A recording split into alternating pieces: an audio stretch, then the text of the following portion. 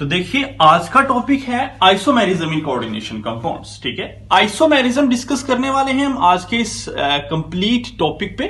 ठीक है, complete class में। तो आइसोमेरिज्म क्या होता है जरा हम समझते हैं। कोऑर्डिनेशन कंपाउंड में आइसोमेरिज्म किस किस तरह का है वो भी चीज हम देखेंगे यहां पे आज। ठीक है, आइसोमेरिज्म क्या है? देखिए दो या दो से ज्यादा कोऑर्डिनेशन कंपाउंड जिनका मॉलिक्यूलर फॉर्मूला, ठीक है, जिनका मॉलिक्यूलर फॉर्मूला क्या हो, कोऑर्डिनेशन कंपाउंड, ऐसे कोऑर्डिनेशन कंपाउंड जिनका मॉलिक्यूलर फॉर्मूला आपस में सेम हो। ठीक है, मॉलिक्यूलर फॉर्मूला सेम, लेकिन या तो उनका स्ट्रक्चर जो हो या स्ट्रक्चर फॉर्मूला क्या हो वो सेम ना हो, वो डिफर हो एक दूसरे से, लेकिन उनका मॉलिक्यूलर फॉर्मूला सेम होना चाहिए। मॉलिक्यूलर फॉर्मूला सेम हो लेकिन उनका स्ट्रक्चर एक दूसरे से अलग अलग हो तो उनको हम आइसोमर्स बोलते हैं और फिनोमिना को आइसोमेरिज्म बोलते हैं। क्लियर है? अच्छा, एक और बात भी बता देते हैं। ठीक है, या ऐसे कंपाउंड जिनका मॉलिक्यूलर फॉर्मूला सेम हो, ठीक है, बिल्कुल मॉलिक्यूलर फॉर्मूला सेम हो, लेकिन अरेंजमेंट जो हो हमारे लिगेंड्स की, लिख सकते हैं आप, अरेंजमेंट ऑफ लिगेंड्स की arrangement around central metal atom वो डिफर कर जाए तो ऐसे कोऑर्डिनेशन कंपाउंड को हम आइसोमर्स बोलते हैं एक दूसरे का, एंड फिनोमिना को क्या बोलते हैं? आइसोमेरिज्म बोलते हैं। दोबारा से रिपीट करता हूं। ठीक है, तो तीसरी बात करके कंप्लीट दोबारा से रिपीट करता हूं। ठीक है, या फिर ऐसे कोऑर्डिनेशन कंपाउंड जिनका मॉलिक्यूलर फॉर्मूला सेम हो लेकिन वो डिफर कर जाएं ऑप्टिकल एक्टिविटी पे। मैं ये सारी की सारी बातें हम डिस्कस करेंगे, आदि आज के लेक्चर में, आधा इसके बाद एक लेक्चर फिर बनेगा वहां पे। ठीक है, तो वो डिफर कर जाए ऑप्टिकल एक्टिविटी के केस में तो ऐसे कोऑर्डिनेशन कंपाउंड को हम आइसो बोलते हैं कि आइसोमेरिज्म शो कर रहा है। आइए दोबारा से रिपीट करते हैं। ठीक है, ऐसे कोऑर्डिनेशन कंपाउंड जिनका मॉलिक्यूलर फॉर्मूला बिल्कुल सेम हो, एक दूसरे के साथ सबका मॉलिक्यूलर फॉर्मूला सेम हो, लेकिन या तो उनका स्ट्रक्चर अलग अलग हो या arrangement of ligand around central metal atom अलग अलग हो, कि लिगेंड किस तरीके से जुड़ा हुआ है सेंट्रल मेटल एटम के साथ वो अलग अलग हो, या फिर ऑप्टिकल एक्टिविटी एक दूसरे से अलग अलग हो, लेकिन याद रखिए उनका मॉलिक्यूलर फॉर्मूला आपस में क्या होना चाहिए? सेम होना चाहिए। तो ऐसे सारे कोऑर्डिनेशन कंपाउंड को हम बोलते हैं वो आइसोमर्स होते हैं, वो एक दूसरे के आइसोमर्स हैं, एंड फिनोमिना को क्या नाम दिया गया? आइसोमेरिज्म का नाम दिया गया। तो क्लियर हो जाना चाहिए, कंसेप्ट बिल्कुल क्लियर होना चाहिए कि मॉलिक्यूलर फॉर्मूला सेम लेकिन स्ट्रक्चर अलग, अरेंजमेंट ऑफ लिगेंड, कहीं कहीं में स्ट्रक्चर अलग हो जाता है, कहीं कहीं में अरेंजमेंट ऑफ लिगेंड्स अलग हो जाती है, कहीं कहीं में ऑप्टिकल एक्टिविटी अलग हो जाती है, लेकिन उनका मॉलिक्यूलर फॉर्मूला आपस में क्या होता है? सेम होता है। ठीक है, दो या दो से ज्यादा कोऑर्डिनेशन कंपाउंड का, तो उन्हें आइसोमर्स बोलते हैं और फिनोमिना को क्या बोला जाता है? आइसोमेरिज्म बोला जाता है। तो पॉइंट क्लियर हो चुका। आइसोमेरिज्म, सेम मॉलिक्यूलर फॉर्मूला, आपस में same molecular formula coordination compound का, दो या दो से ज्यादा कोऑर्डिनेशन कंपाउंड का same molecular formula, but structure उनका अलग अलग हो सकता है, अरेंजमेंट ऑफ लिगेंड्स अलग अलग हो सकती है, ऑप्टिकल एक्टिविटी डिफर कर सकती है, उनको क्या बोला जाता है? आइसोमर्स बोला जाता है, और फिनोमिना को क्या कहा गया है? आइसोमेरिज्म का नाम दिया गया है। क्लियर है? अब देखिए आइसोमेरिज्म तीन इंपॉर्टेंट कैटेगरीज में डिवाइड है। There are three important types of isomerism. Three important types of isomerism. तो पहला है स्ट्रक्चरल आइसोमेरिज्म। पहली टाइप है हमारी स्ट्रक्चरल आइसोमेरिज्म। तो पहली टाइप आप नोट डाउन कीजिए, स्ट्रक्चरल आइसोमेरिज्म। सेकेंड टाइप है हमारी ज्योमेट्रिकल आइसोमेरिज्म, ज्योमेट्रिकल आइसोमेरिज्म। ठीक है, और थर्ड इंपॉर्टेंट टाइप है हमारी ऑप्टिकल आइसोमेरिज्म, ऑप्टिकल आइसोमेरिज्म। तो ये इंपॉर्टेंट तीन टाइप्स हैं कोऑर्डिनेशन कंपाउंड में आइसोमेरिज्म की, जिनको हम डिटेल में डिस्कस करेंगे। याद रखिए एक इंपॉर्टेंट कैटेगरी है ज्योमेट्रिकल और ऑप्टिकल, ये दोनों जो आइसोमेरिज्म हैं ये स्टीरियो आइसोमेरिज्म की कैटेगरी में आते हैं। तो आप इसको अलग भी लिख सकते हैं, ये स्टीरियो आइसोमेरिज्म की टाइप्स हैं दो, ठीक है, ये स्टीरियो आइसोमेरिज्म की टाइप्स हैं। ओके, तो तीन इंपॉर्टेंट कैटेगरीज में देखा मैंने, एक स्ट्रक्चरल आइसोमेरिज्म और stereo isomerism. Stereo isomerism further दो कैटेगरी में डिवाइड है, एक ज्योमेट्रिकल आइसोमेरिज्म और एक ऑप्टिकल आइसोमेरिज्म। तो बिना टाइम वेस्ट किए हुए सबसे पहला जो आइसोमेरिज्म है वो शुरू किया जाए। स्ट्रक्चरल आइसोमेरिज्म क्या होता है सर? कोऑर्डिनेशन कंपाउंड में स्ट्रक्चरल आइसोमेरिज्म हमें एक्सप्लेन करके बताइए। चलिए, तो स्ट्रक्चरल आइसोमेरिज्म की डेफिनेशन क्या कहेगी, क्या कहता है स्ट्रक्चरल आइसोमेरिज्म, क्या हो सकता है? जैसे कि वर्ड ही इंडिकेट कर रहा है, दो या दो से ज्यादा कोऑर्डिनेशन कंपाउंड जिनका मॉलिक्यूलर फॉर्मूला वो क्या हो, सेम, जिनका मॉलिक्यूलर फॉर्मूला आपस में हो सेम, बिल्कुल सिमिलर मॉलिक्यूलर फॉर्मूला होना चाहिए उन कोऑर्डिनेशन कंपाउंड का आपस में एक दूसरे के साथ, बट डिफर इन स्ट्रक्चर, लेकिन जो उनका स्ट्रक्चर है वो क्या हो, एक दूसरे से अलग। नाम ही बता रहा है स्ट्रक्चरल आइसोमेरिज्म, तो उनका स्ट्रक्चर एक दूसरे से डिफर कर जाए, ठीक है, सिर्फ स्ट्रक्चर डिफर हो जाए लेकिन मॉलिक्यूलर फॉर्मूला आपस में क्या हो, सेम हो।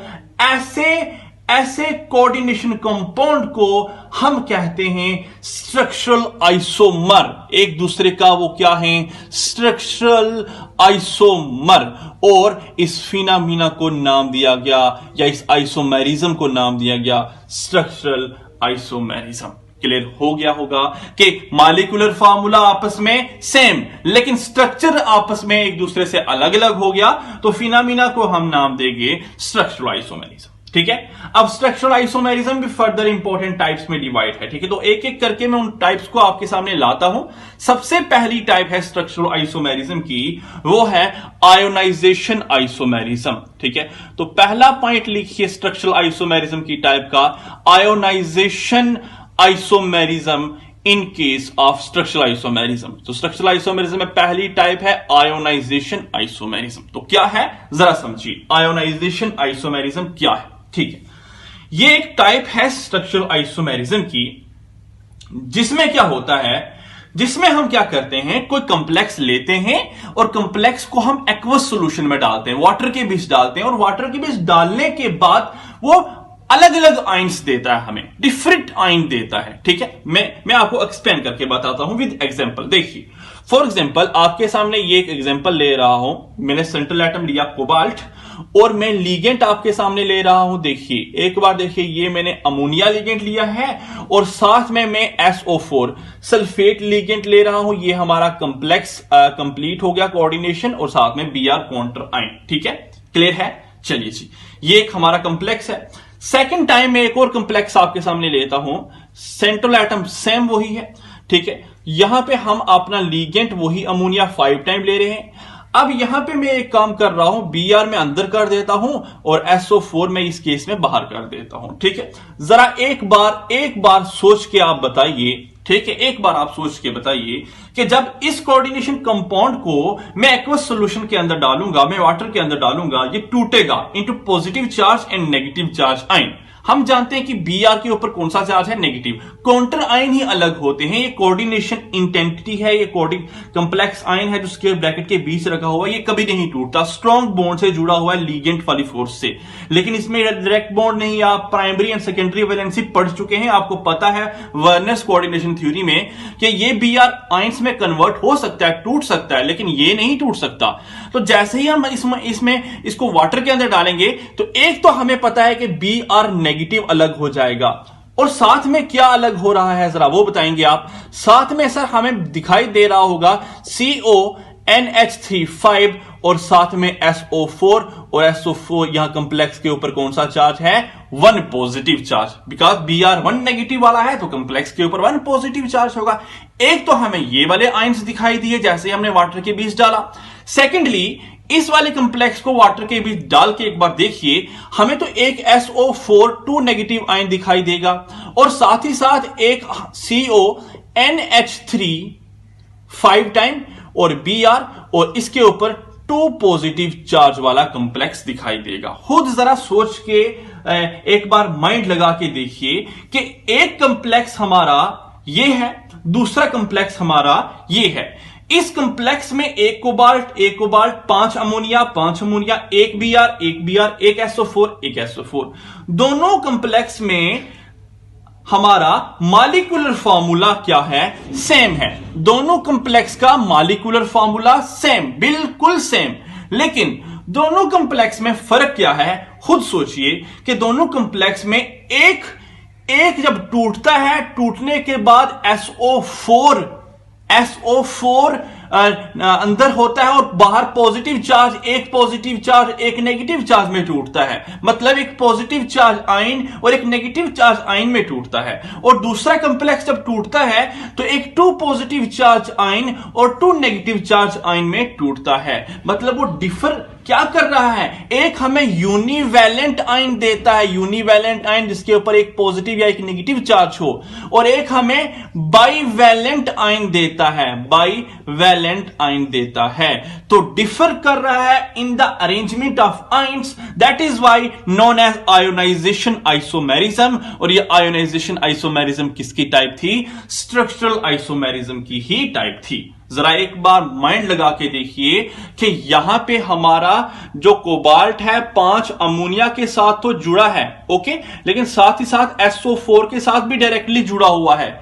लेकिन सेकंड केस में, ओके, ये ऐसा कुछ है, ये साथ में बाहर है Br, ये इसकी बात है। लेकिन सेकंड केस में कोबाल्ट 5 अमोनिया के साथ तो जुड़ा है, लेकिन वो SO4 के साथ नहीं, वो Br के साथ जुड़ा है। तो आपको दिखाई दे चुका होगा कि हां जी सर, स्ट्रक्चर में भी डिफर कर रहा है। कभी वो SO4 के साथ जुड़ा हुआ है तो अलग स्ट्रक्चर है, कभी वो Br के साथ जुड़ा हुआ है तो अलग स्ट्रक्चर है। तो ये अलग स्ट्रक्चर है, that is why structural isomerism. और स्ट्रक्चरल आइसोमेरिज्म में आयोनाइजेशन है, बिकॉज ये टूट के ये वाटर में डाल के डिफरेंट आयंस प्रोवाइड कर रहा है, that is why come under the category of ionization isomerism. एक यूनिवैलेंट आयन दे रहा है, एक बाइवैलेंट आयन दे रहा है। और इनके नाम भी आपको पता होने चाहिए, नाम क्या क्या है, आप खुद सोच लीजिए जरा, इनके नाम क्या है। पेंटा अमीन, हाँ, पेंटा अमीन सल्फेटो नेगेटिव चार्ज वाला है, तो सल्फेटो कोबाल्ट, ऑक्सीडेशन नंबर काउंट कीजिए और बाहर आप ब्रोमाइड लिखेंगे, ठीक है।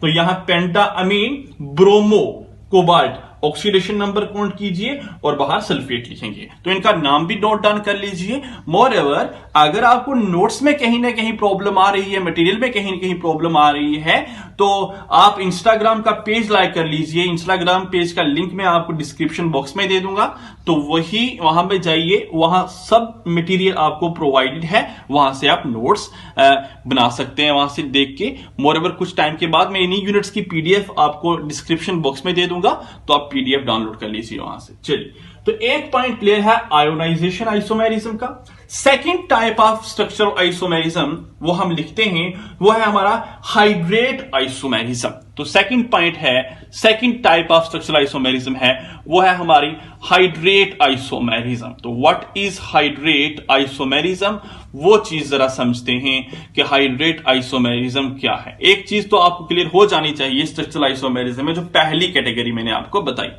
हाइड्रेट आइसोमेरिज्म क्या है, देखिए, ये भी स्ट्रक्चरल आइसोमेरिज्म की टाइप है, ठीक है। तो ये ऐसा स्ट्रक्चरल आइसोमेरिज्म है जो कि डिफर करता है in the water molecule as a ligand, जो कि water molecule as a ligand behave करते हैं, वो उसमें डिफर कर जाए, ठीक है। ऐसे टाइप ऑफ आइसोमेरिज्म को हाइड्रेट आइसोमेरिज्म कहते हैं। तो आप लिख सकते हैं the isomerism in which the isomer differ in water molecule as a ligand, ठीक है। आइए एग्जांपल डिस्कस की जाए आपके सामने, तो आपको बड़े आराम से क्लियर होगा एग्जांपल के साथ, ठीक है। कैसे sir water molecule as a ligand differ करते हैं, क्या कुछ सीन है, वो जरा देखिए यहां पे। फॉर एग्जांपल, एक कंप्लेक्स है हमारे सामने CrH2O6 Cl3 as a counter ion है। ये हमारा क्रोमियम है, 6 टाइम एक्वा, 6 टाइम वाटर लगा हुआ है, क्लियर है। सेकेंड टाइप ऑफ कंप्लेक्स आपके सामने मैं बनाता हूं, फॉर एग्जाम्पल Cr, यहां पे H2O5 एक Cl अंदर और यहां Cl2 एक वाटर का मॉलिक्यूल बाहर। और थर्ड एक कंप्लेक्स आपके सामने फिर बना रहा हूं, Cr H2O4, दोनों के दोनों Cl अंदर और एक Cl बाहर और दो वाटर के मॉलिक्यूल बाहर। जरा एक बार सोच के देखिए, एक बार माइंड लगा के देखिए कि पहले, दूसरे और तीसरे कंप्लेक्स में डिफर क्या कर रहा है, क्या कर रहा है डिफर। आपको आराम से पता चल गया होगा कि पहले कंप्लेक्स में देखिए एक क्रोमियम, एक क्रोमियम, एक क्रोमियम, 6 मॉलिक्यूल वाटर के, 5 और एक 6 मॉलिक्यूल वाटर के, 4 और 2 6 मॉलिक्यूल वाटर के, सब में 6 हैं। 3 क्लोराइड, 3 क्लोरीन, 2 और एक 3 क्लोरीन, 2 और एक 3 क्लोरीन। तीनों केस में मॉलिक्यूलर फॉर्मूला बिल्कुल सेम, ओके। लेकिन डिफर क्या कर रहा है, डिफर स्ट्रक्चर कर रहा है।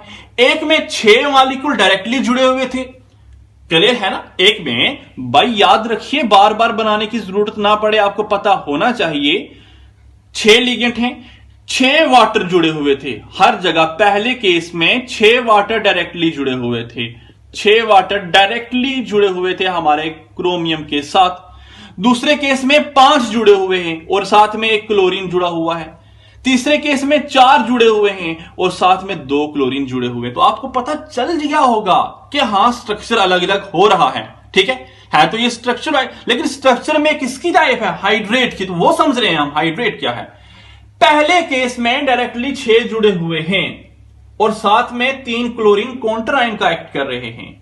दूसरे केस में 5 जुड़े हुए हैं और साथ में 2 क्लोरीन और एक वाटर काउंटर आयन का एक्ट कर रहा है। और तीसरे केस में तो पता चल गया क्या हो रहा है।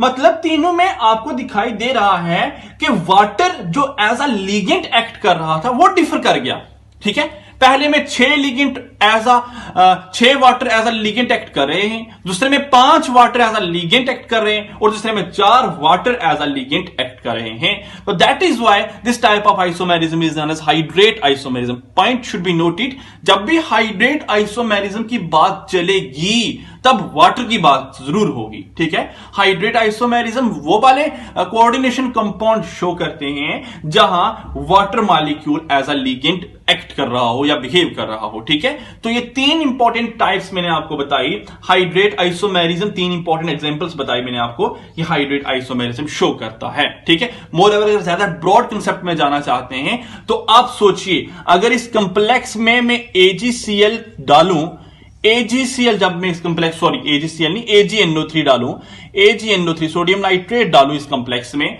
तो सोडियम नाइट्रेट यहां से Ag लेगा और साथ में Cl लेगा, तो AgCl3 के प्रेसिपिटेट बनाएगा। 3 टाइम डाल दिया मैंने, लेट करते हैं, तो 3 टाइम AgCl के प्रेसिपिटेट बनाएगा, ओके। यहां मैं डालूं तो यहां AgCl2 प्रेसिपिटेट बनेगा और यहां Ag डालूं तो AgCl ही है।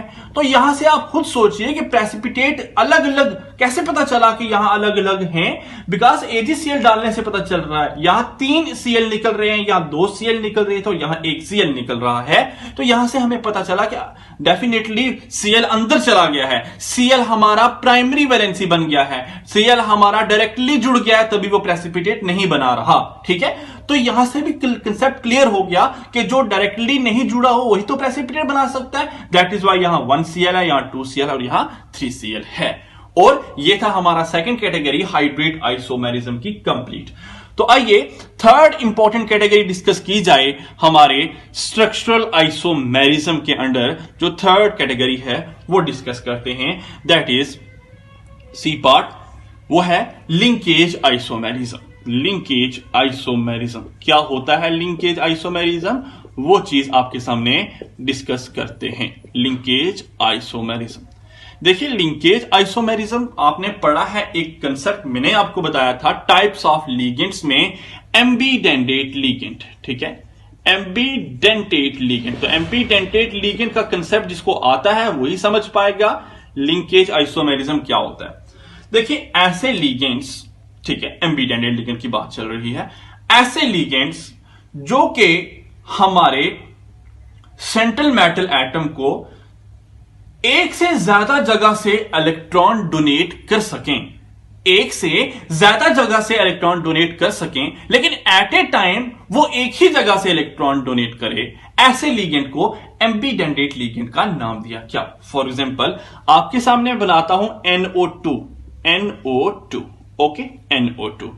अब ये NO2 है, ये NO2 में हमें दो जगहों से इलेक्ट्रॉन डोनेट हो सकते हैं, या तो O भी डोनेट कर सकता है इलेक्ट्रॉन, या N भी इलेक्ट्रॉन डोनेट कर सकता है सेंट्रल मेटल एटम को, और बॉन्ड बना सकता है, ठीक है, कोऑर्डिनेट बॉन्ड बना सकता है। लेकिन जब कभी O ने इलेक्ट्रॉन डोनेट कर दिया हमारे लिगेंड को, तब नाइट्रोजन नहीं करेगा, और जब कभी नाइट्रोजन ने डोनेट कर दिया, बॉन्ड बना दिया, तब ऑक्सीजन नहीं करेगा।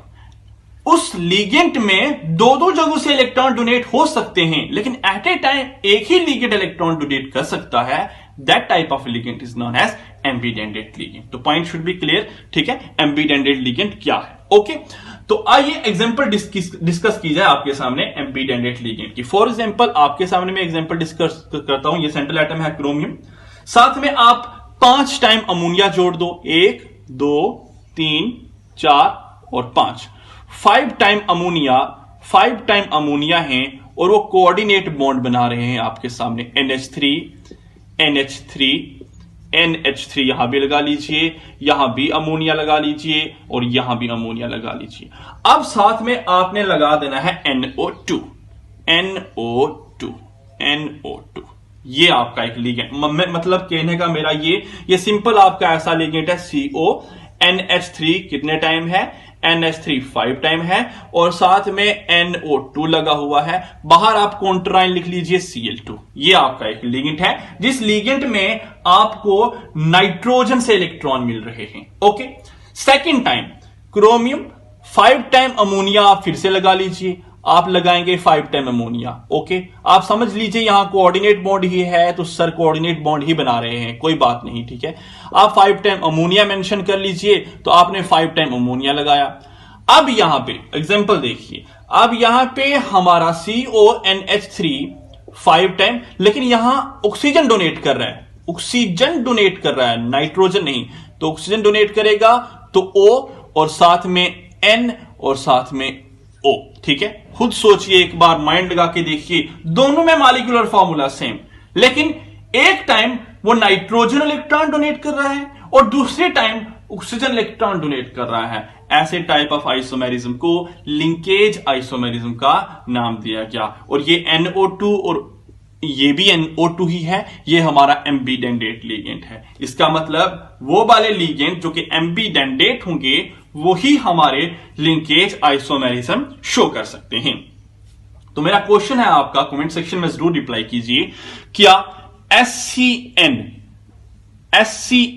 ठीक है, ये SCN कौन सा लिगेंड है? पहले इसका नाम बताइए, ठीक है, इस लिगेंड का नाम क्या है। मोर एवर बताएंगे आप, क्या SCN हमारा जो लिगेंड है, ये लिंकेज आइसोमेरिज्म शो कर सकता है या नहीं कर सकता?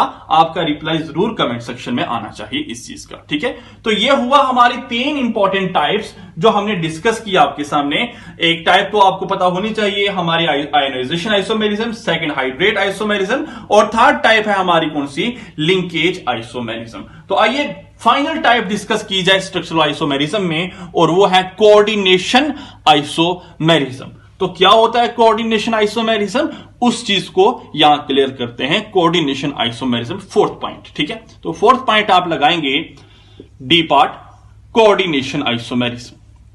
What is coordination isomerism in case of coordination compound? Okay, coordination isomerism क्या है? देखिए, ये ऐसा टाइप ऑफ आइसोमेरिज्म है जिसमें क्या हो, लिगेंड्स की एक्सचेंज होती है, जिनमें लिगेंड्स की एक्सचेंज पॉसिबल है, ये वहां शो होता है, ठीक है। अब जो मैं बोलता रहता हूं वो कहीं ना कहीं नोटबुक पे नोट डाउन करते रहिए आप। जो मैं आपको यहां एक्सप्लेन कर रहा हूं अपने मुंह से, वो आप नोट डाउन करते रहेंगे नोटबुक पे, क्योंकि सारी चीजें मैं यहां नहीं लिख रहा हूं, ठीक है।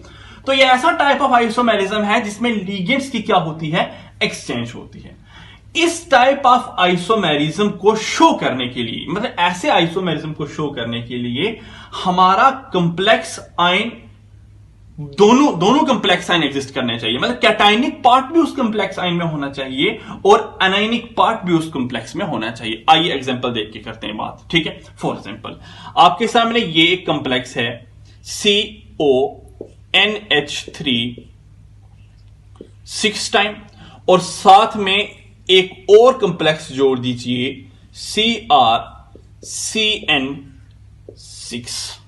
खुद सोचिए, ये हमारा एक कंप्लेक्स है और ये हमारा एक और कंप्लेक्स है। ओके, आपको पता हो जाना चाहिए कि एक कंप्लेक्स ये है कोबाल्ट वाला मैक्सिमम पॉजिटिव कंप्लेक्स होता था, मतलब ये पॉजिटिव पार्ट वाला कंप्लेक्स है, ठीक है। और क्रोमियम वाला हमेशा आपको याद होना चाहिए, हम लिखते थे CrCN6 और ऊपर 3 नेगेटिव कभी 2 नेगेटिव, तो मतलब ये एनायनिक पार्ट है, ये कैटायनिक पार्ट है। तो मैंने यही कहा था कि कोऑर्डिनेशन आइसोमेरिज्म में ऐसा आइसोमेरिज्म है जिसमें बोथ कैटायनिक पार्ट भी होना चाहिए, एनायनिक पार्ट भी होना, दोनों पार्ट है हमारे पास, कैटायनिक पार्ट भी है, एनायनिक पार्ट भी है। क्लियर है? कैटायनिक पार्ट भी है, एनायनिक पार्ट भी है हमारे पास। मैं आपको थोड़ा सा बता देता हूं, अगर आपको कंफ्यूजन चल रही है माइंड में, मैं आपको ये कह देता हूं कि CONH3 6 टाइम और यहां 3 पॉजिटिव चार्ज ऐसा ही एग्जिस्ट करता है मैक्सिमम, कोबाल्ट +3 में +2 में। ओके, अच्छा ऐसे एग्जिस्ट करता है। और क्रोमियम हमारा -3 -2 में एग्जिस्ट करता है, ठीक है। तो हमने कह दिया ना ये कैटायनिक पार्ट है हमारे कंप्लेक्स का, ये एनायनिक पार्ट है। तो ये आइसोमेरिज्म ऐसे कंप्लेक्स शो करते हैं जिनमें कैटायनिक पार्ट और एनायनिक पार्ट दोनों एट ए टाइम एग्जिस्ट कर रहे हो। अच्छा, मैंने साथ ही साथ ये बात भी कही थी कि यहां लीगेंड्स की क्या होती है, एक्सचेंज होती है। खुद सोचिए, इसका अगर मैं आइसोमर बनाऊं तो कैसे बना सकता हूं। एक बार यहां मैं लिखता हूं कोबाल्ट, यहां दूसरा कंप्लेक्स है और यहां लिखता हूं क्रोमियम। अब कोबाल्ट के साथ अमोनिया था, अब मैं क्या करता हूं, कोबाल्ट के साथ साइनाइड लगा देता हूं।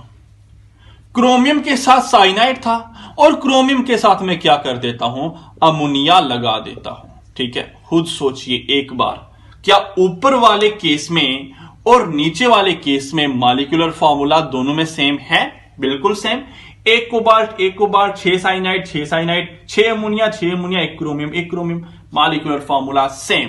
लेकिन फर्क आप देखिए, पहले केस में कोबाल्ट के साथ अमोनिया है और दूसरे केस में कोबाल्ट के साथ साइनाइड है, तो डेफिनेटली स्ट्रक्चरल डिफर हो गया। तो पॉइंट क्लियर है कि स्ट्रक्चरल आइसोमेरिज्म तो है, लेकिन साथ ही साथ एक कोऑर्डिनेशन आइसोमेरिज्म है। उसका कारण ये कि ये कोऑर्डिनेशन स्फीयर के अंदर लीगेंड्स भी अलग अलग हो गए। ओके, यहां पहले अमोनिया थे कोबाल्ट के साथ, अब कोबाल्ट के साथ साइनाइड हो गए हैं, मतलब लीगेंड ही एक्सचेंज हो गए हैं। तो ऐसे आइसोमर जिनमें लीगेंड्स एक्सचेंज हो जाएं, जिनमें लीगेंड्स का ही एक्सचेंज हो जाए, लीगेंड जो पहले किसी और मेटल के साथ जुड़े थे अब किसी और मेटल के साथ जुड़ जाएं, तो ऐसे आइसोमर्स को कोऑर्डिनेशन आइसोमर्स का नाम दिया गया। फिनोमेना को कोऑर्डिनेशन आइसोमेरिज्म कहा गया और ये coordination isomerism fourth and final type थी हमारी स्ट्रक्चरल आइसोमेरिज्म की। तो मुझे पूरी उम्मीद है कि आपको स्ट्रक्चरल आइसोमेरिज्म आज का जो कंसेप्ट था बिल्कुल क्लियर हो गया होगा कि स्ट्रक्चरल आइसोमेरिज्म क्या है। तो अगर आपको कहीं ना कहीं कुछ भी प्रॉब्लम दिखाई दे रही है स्ट्रक्चरल आइसोमेरिज्म में, जरूर कमेंट सेक्शन में कमेंट करके बताइए। तो कल का लेक्चर हम डिस्कस करेंगे अपना स्टीरियो आइसोमेरिज्म पे, कंप्लीट स्टीरियो आइसोमेरिज्म पे हम डिस्कस किया जाएगा कल का लेक्चर। स्टीरियो आइसोमेरिज्म 2 तरह के हैं, एक ज्योमेट्रिकल आइसोमेरिज्म, एक है ऑप्टिकल आइसोमेरिज्म। तो कल लेके आएंगे ज्योमेट्रिकल आइसोमेरिज्म और ऑप्टिकल आइसोमेरिज्म को। आई होप आपको अच्छे से क्लियर हो चुका है। जरूर कहीं ना कहीं अगर प्रॉब्लम है तो कमेंट सेक्शन में जरूर कमेंट करके बताइए, ठीक है। तो चैनल को मैक्सिमम सब्सक्राइब कीजिए और शेयर कीजिए। Thank you.